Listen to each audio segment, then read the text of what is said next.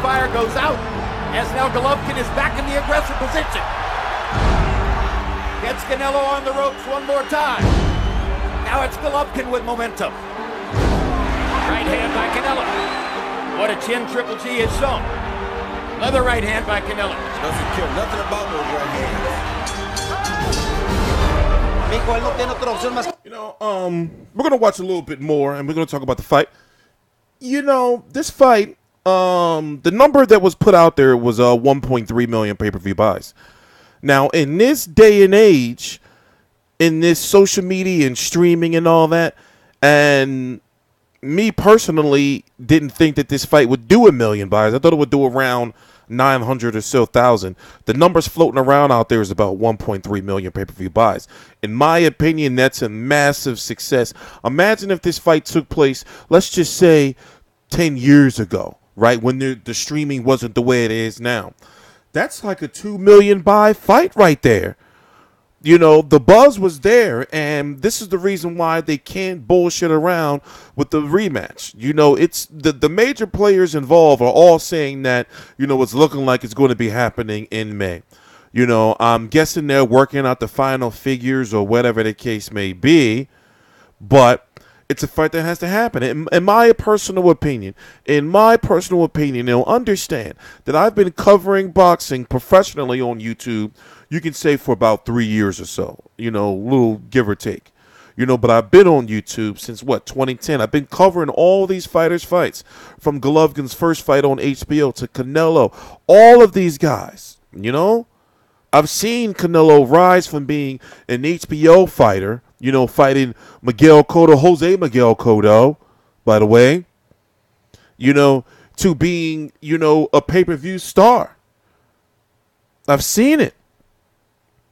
So I really feel that Golovkin won that fight, but however, people treat me and others that feel this way, just like the ones that feel that Canelo won the fight. We are all entitled to our opinion.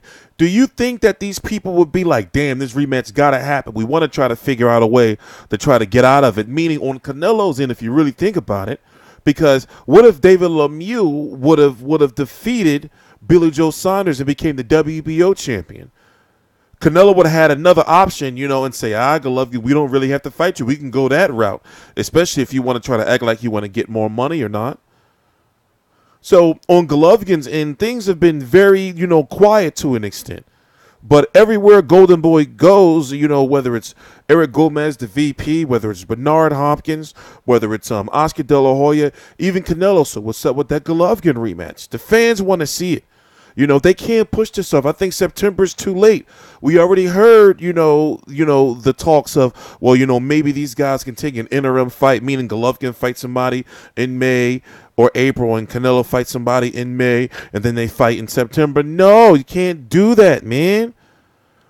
You know, this fight did really, really well with the fact that you had another pay-per-view 3 weeks before that with Mayweather-McGregor. So was it the trickle-down effect? And it was a good fight. It was really, really, really, really a good fight. Please subscribe. Be right back. All 3 minutes, okay? Don't let him rest. Canelo has come out as the aggressor in the club, and he lands a big right hand that may momentarily have bothered Golovkin.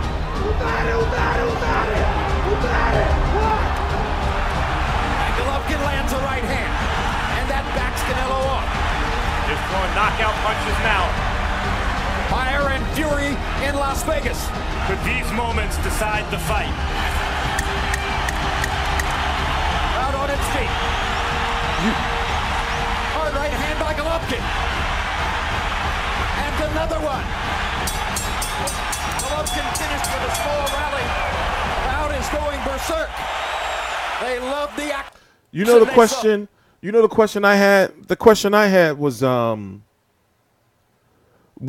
if Golovkin fought the way he fought in the second half of the fight that he did, you know, well, if he fought the second half of the fight the way he fought if he fought the first half of the fight the way he fought the second half of the fight, you know, then he probably would have won or could have possibly stopped Canelo.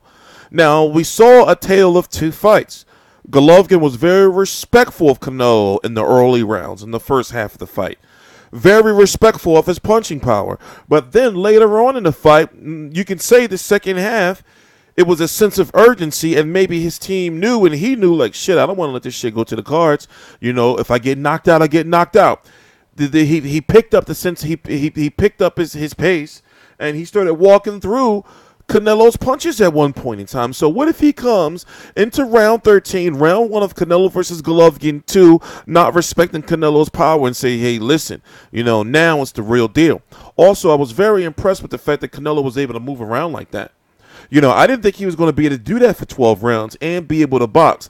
Even though he fought in burst, he fought in bigger bursts than he normally fights in, because he's known to be a 3-punch, you know, fighter. You know, he may throw 2 punches to the body, one and that straight right hand. You know, he's got that straight right hand, that uppercut, you know, and that right and those left hooks to the body. You know, and those are 4 signature punches. He's not, you know, a jabber, you know, but that straight right hand, that overhand right, you know, that shit. You know, look at the thumbnail right there I got. You know, Golovkin was walking through him at one point in time and then shaking his head and doing this. So I'm wondering, what can Canelo do in the rematch? You know, he's got to literally, you know, like, pick up the punch volume. He's got to knock Golovkin out. He's got to knock Golovkin out, you know, and both fighters should start investing in the body more. You know, Golovkin, more importantly, to try to stop, you know, to put a flat in that tire of that bike of Canelo's.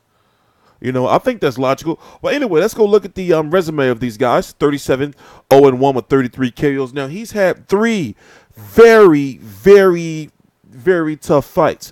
With Canelo, that fight ended in a draw. It was a close fight. He won the Danny Jacobs fight, in my opinion, you know, but it was a very, very close fight. The Carol Brook, before he broke his eye socket, people were like, yo, he's getting issues from a 147-pound fighter. You know, so I feel that if he does beat Canelo, then they'll likely, you know, have another rematch and then go to the whole trilogy route. We might even see them go 4. But with the way the 160-pound division is right now, Golovkin has 3 titles. He has the WBC, the WBA, Super World, and the IBF.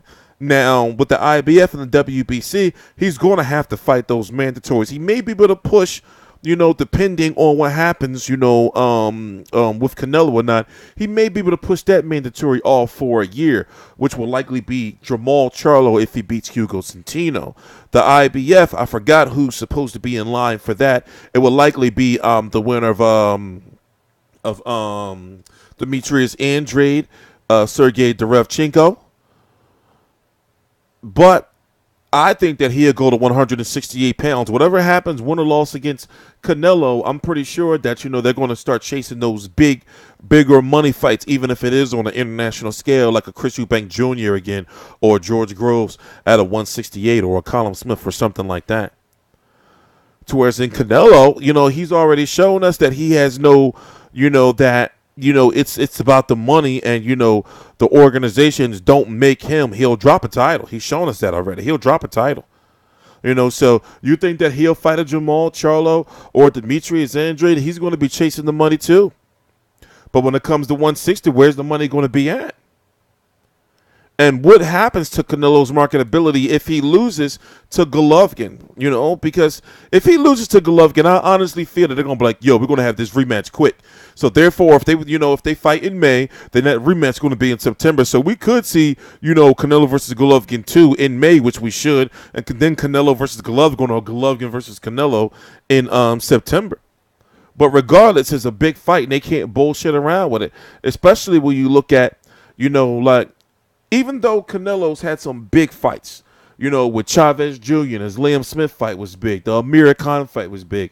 The Miguel Cotto fight was big. The James Kirkland fight was big. The Erislandy Lara fight was big. All the way down to Mayweather. These were big fights, whether you agreed with them or not. Whether you agree with the Liam Smith fight. Whether you agree with the Amir Khan fight. You know, they were, or the outcome of the Erislandy Lara fight. They were big fights, but the question you ask is, well, if he doesn't fight Golovkin next, then where does he go? You have to think they could pull another wild card. Remember, when they fought Amir Khan, that was a wild card. Yeah, we were hearing about Chavez Jr., but for the most part, you know, that was kind of a wild card too. Who knows who Canelo might fight? You know, if they don't go with Golovkin, who knows who they could be talking to? Like I said, we didn't expect that Amir Khan fight. You know, that came out of nowhere. You know, just to look at a little bit of this, you know, right it's here. Close. It's close. I'm gonna keep it real.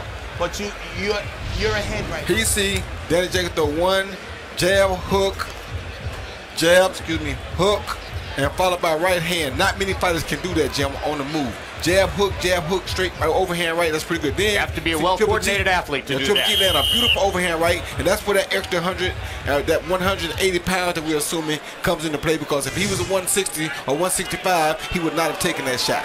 Now, I had already talked about